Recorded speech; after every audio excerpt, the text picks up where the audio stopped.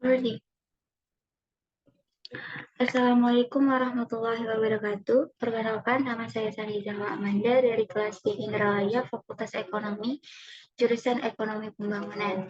Di sini saya akan menjelaskan tentang materi distorsi pasar untuk memenuhi tugas UTS mata kuliah Ekonomi Islam. Pertama-tama, yang terhormat dosen pengampu Bapak Dr. Imam Asnari, SEMSI, yang terhormat Bapak Ihsan Hamidi, SHIMSI, dan yang terhormat Ibu Vera Widianata, SEMSI. Selanjutnya saya akan menjelaskan tentang distorsi pasar. Pendahuluan. Distorsi pasar adalah situasi di mana harga ditentukan oleh apapun kecuali kekuatan penawaran dan permintaan yang tidak terkekang. Berdasarkan definisi tersebut, pasar yang benar-benar bebas sangatlah langka. Dalam pengertian yang lebih praktis, distorsi pasar berarti segala campur tangan yang segala signifikan mempengaruhi harga dan dalam beberapa kasus pengambilan resiko dan alokasi aset. Itu maksudnya distorsi pasar umumnya dipandang sebagai gangguan apapun yang secara signifikan mempengaruhi harga atau perilaku pasar. Selanjutnya, distorsi pasar dalam konsep Islam. Pada dasarnya, ekonomi Islam menghendaki mekanisme pasar yang bebas tanpa adanya intervensi, harga wajar dan adil. Adalah harga yang diperoleh berdasarkan kekuatan penawaran dan permintaan. Hubungan antara pasar, pemerintahan, dan individu adalah sejajar. Namun, kenyataan yang ada di lapangan, pasar yang adil dan tanpa adanya kedoliman, seringkali tidak terjadi, sehingga ekonomi Islam menegaskan bahwa mekanisme pasar dan penetapan harga perlu diatur untuk menegakkan keseimbangan pasar dan keadilan ekonomi dengan mempertimbangkan kepentingan para pihak yang terlibat di pasar. Distorsi pasar merupakan bentuk penyimpangan yang menyebabkan terjadinya ketidakseimbangan dan ketidakadilan di pasar yang harus diatur oleh pemerintah lewat kebijakan intervensi yang menjadi wewenangnya. Ini maksudnya dalam konsep ekonomi Islam, interaksi antara sisi penawaran dan permintaan haruslah terjadi rela sama rela dalam melakukan transaksi. Keadaan rela tersebut merupakan kebaikan dari keadaniayah, yang mana dalam keadaan tersebut salah satu pihak berbahagia di atas penderitaan orang lain. Distorsi pasar ini sering dilakukan oleh para pelaku pasar untuk mencari keuntungan cepat atau di atas wajar dengan merugikan pihak lain. Ini menciptakan ketidakadilan dan ketidakseimbangan di pasar. Oke, selanjutnya, distorsi pasar tetap sering terjadi sehingga dapat merugikan para pihak yang terlibat sebagai pelaku pasar. Maka sehubungan dengan mekanisme pasar di atas, dalam sistem ekonomi itu harus menyesuaikan dengan apa yang terkandung dalam sistem ekonomi Islam. Karena secara umum dapat dikatakan bahwa dalam sistem ekonomi Islam terdapat nilai-nilai yang masuk dalam keilmuan berdasarkan norma dan kaidah yang berasal dari Al-Quran dan hadis. Distorsi pasar ini sering dilakukan oleh para pelaku pasar untuk mencari keuntungan cepat atau di atas wajar dalam merugikan pihak lain. Distorsi ini menciptakan ketidakadilan dan ketidakseimbangan pasar, menguntungkan bagi satu pihak tetapi merugikan bagi pihak lain. Oke, selanjutnya tindakan yang dapat menyebabkan terjadinya distorsi. Ini terbagi menjadi dua, yaitu secara alamiah dan bukan alamiah.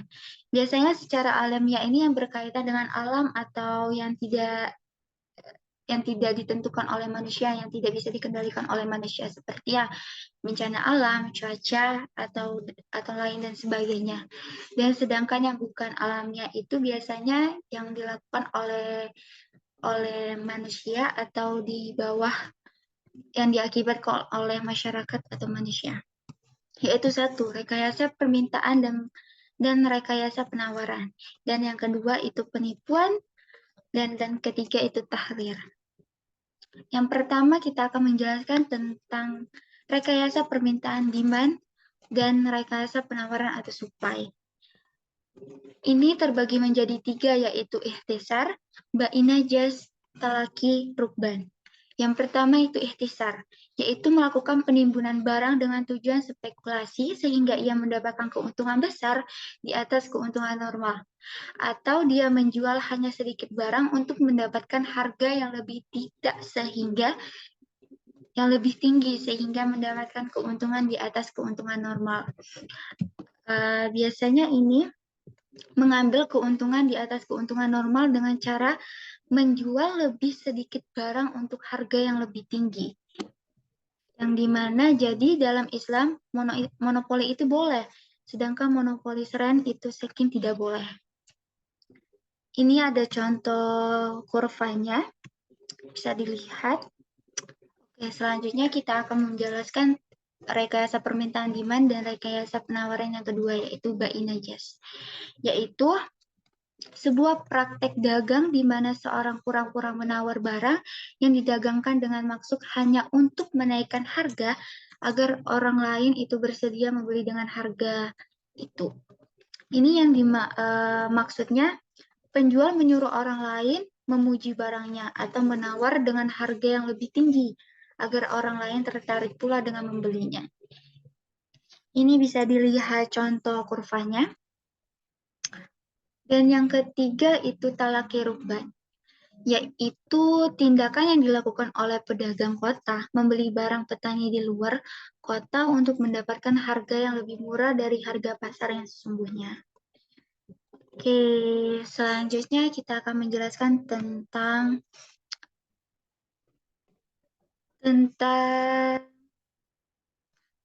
tadlis atau penipuan. Ini itu adalah contoh yang kedua bukan alamiah, yang termasuk bukan alamiah, penyebab terjadinya distorsi. Jadi tadlis itu kondisi di mana satu pihak tidak mengetahui kondisi yang sebenarnya, sehingga pihak yang mengetahui informasi memanfaatkan kondisi tersebut untuk mendapatkan keuntungan dengan menipu pihak yang tidak tahu. Kondisi ini karena adanya incomplete information. Ini atau bisa juga kita artikan sebagai dengan adanya informasi yang tidak sama antara kedua pihak, maka unsur kerelaan bersama dilanggar. Untuk menghindari penipuan, masing-masing pihak harus mempelajari strategi pihak lain. Oke, selanjutnya bentuk distorsi bukan alamiah, takrir. Takrir itu berarti melakukan sesuatu secara membabi buta, tanpa pengetahuan yang mencukupi atau mengambil risiko sendiri dari suatu perbuatan yang mengandung risiko tanpa mengetahui dengan persis apa akibatnya atau memasuki kancah risiko tanpa memikirkan konsekuensinya. Itu. Oke, selanjutnya kita akan cara mengatasi distorsi pasar. Negara atau pemerintah memiliki hak untuk melakukan intervensi dalam kegiatan ekonomi, baik itu dalam bentuk pengawasan, pengaturan maupun pelaksanaan kegiatan ekonomi yang tidak mampu dilaksanakan oleh masyarakat.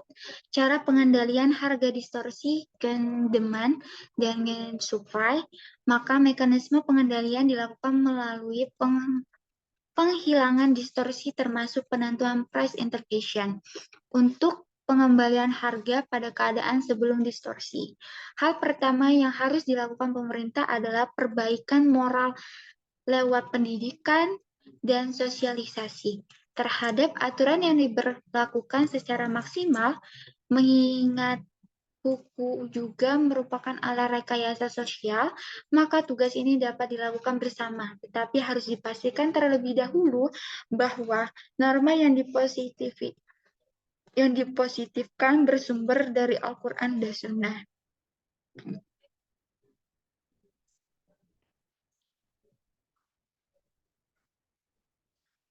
Oke, selanjutnya kita masuk ke contoh kasus distorsi pasar. Ini saya ngambil dari bentuk distorsi pasar yang ikhtisar, yang rekayasa permintaan dan rekayasa penawaran dalam bentuk ikhtisar, yaitu penimbunan barang dengan tujuan spekulasi sehingga ia mendapatkan keuntungan besar di atas keuntungan normal, atau dia menjual hanya sedikit barang untuk mendapatkan harga yang lebih tinggi sehingga mendapatkan keuntungan di atas keuntungan normal. Oke, kita masuk ke contoh kasusnya. Di sini kita lihat contoh kasusnya tentang penyalahgunaan niaga BBM bersubsidi di Oku Selatan. Ini saya ambil secara nyata atau real yang berada di Oku Selatan tentang penimbunan niaga BBM. Ini kasus ini diungkapkan oleh tim Substit pada tanggal 22 bulan 8 tahun 2023 kemarin. Salah satu SPBU Jalan Raya Pulau Beringin, Desa Gunung Terang, Kecamatan Sandang Buai Aji, Kabupaten Ogan Komering Ulu Selatan atau Okus di Provinsi Sumatera Selatan. Ini diketahui ada tujuh tersangka dalam kasus tersebut, di mana satu orang pemilik kendaraan atau yang memerintahkan supir untuk membeli BBM jenis solar subsidi di SPBU tersebut. 3 orang sebagai sopir dengan mendapat imbalan 100.000 per setiap kali pembelian BBM, dan 3 orang lainnya bekerja di SPBU dengan masing-masing mendapatkan imbalan 20.000 per hari pengisian. Jadi barang bukti yang ada itu pihak kita berupa nota catatan pengisian solar, 5 lembar barcode My Pertamina, 1 unit mobil merek Isuzu Panther warna hijau dengan nomor polisi BG 1580PH, 1 unit mobil merek Mitsubishi L3000 warna biru dengan nomor polisi BG 1496FW, dan 1 unit mobil NKR 66 warna putih dengan nomor polisi BG 4130MF. 3 mobil tersebut terdapat tangki besar kotak yang sudah dimodifikasi kapasitas 300 liter, di mana dalam mobil merek Isuzu Panther dan merek Mitsubishi berisikan BBM jenis solar masing-masing lebih kurang 291 liter, sedangkan mobil merek NKR 66 berisikan lebih kurang 160 liter dalam setiap pembelian BBM tersebut. Wow. Berdasarkan keterangan, dalam 1 hari, mereka berhasil membeli BBM jenis solar tersebut sebanyak lebih kurang 1.000 liter dengan harga 6.800 per liter dan dijual dengan 8.000 per liter. Sehingga keuntungan yang mereka dapatkan yaitu 1.200 per liter. Ini dia melanggar pasal yang disangkakan yaitu pasal 55 Undang-Undang Republik Indonesia nomor 22 tahun 2021 tentang minyak dan gas bumi sebagaimana telah diubah pada pasal 40 angka 9 Undang-Undang Republik Indonesia nomor 6 tahun 2023 tentang penetapan peraturan pemerintah pengganti Undang-Undang nomor 2 tahun 2022 tentang Cipta Kerja. Dijelaskan dalam pasal tersebut, setiap orang yang menyalahgunakan pengangkutan dana atau niaga BBM yang disubsidi pemerintah dipidanakan dengan pidana penjara paling lama 6 tahun dan denda paling tinggi 60 miliar. Oke, sekian penjelasan dari saya tentang materi distorsi pasar. Apabila ada kurang kata atau kesalahan kata atau masih banyak yang perlu diperbaikin, saya mohon maaf, dan kepada Bapak saya mohon perhatiannya. Syukran kasiran. Jazakallahu khairan. Wassalamualaikum warahmatullahi wabarakatuh.